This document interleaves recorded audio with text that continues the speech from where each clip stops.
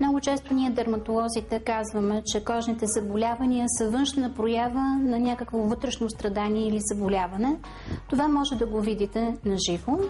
Ето това жълтичкото образование на кожата се нарича ксантелазма. Какво представлява ксантелазмата? Натрупване на холестеролова плака в най-малките кръвоносни съдове. Някой ще каже какво от това? Някакъв кожен дефект. Не е така.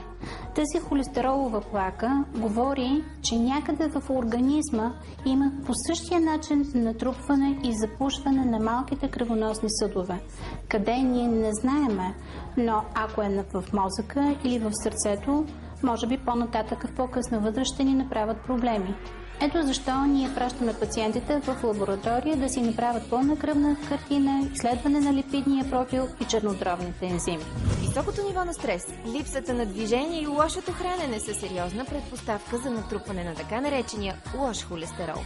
Той от своя страна е признак за влошено здравословно състояние и трябва да изберем правилен метод, за да намалим нивото му. Положението може доста да се подобри, ако се научим да управляваме стреса, което би довело до спадане на нивата на така наречените стрес хормони – кортизол и епинефрин. Дългите разходки са полезни за сърцето. Аеробиката, бягането, карането на колело, плуването също понижават холестерола. Наблегнете на храни богати на фибри, цели, свежи плодове и зеленчуци, пълнозърнести храни и варива. Фибрите в тях хващат холестерола и го извеждат от тялото.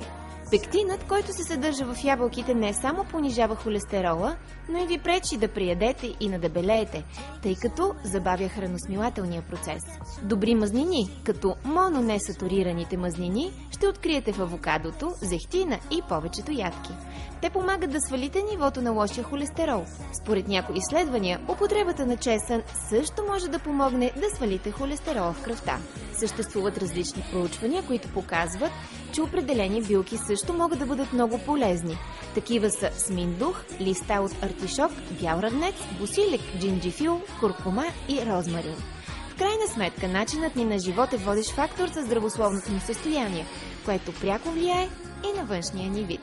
Тези плаки трябва да бъдат премахнати на време. Тоест, когато видите съвсем мъничко жълтичко, трябва веднага да отидете при дерматолог, за да ви го премахне. Ако тази холестеролова плака стане по-голяма, т.е. вие се страхувате, забавяте, изчаквате 3, 4, 5 години, тогава тя става голяма и тогава е необходима хирургия. Начинът на премахване при дерматолозите е чрез специален вид лазер или чрез ток. Първо ще поставя опойка с една много маничка игличка, за да не усеща пациента. След това ще започна послойно да премахвам слой по слой, докато това жълтичко не изчезне. След това ще сложа една пудричка, антисептична, ще сложа една малка превръзка и пациентът е готов. Не се страхувайте, ако видите сега в огледалото, че имате малка жълта точица. Тя може да бъде премахната безопасно и постоперативният период е много бърз и лесен.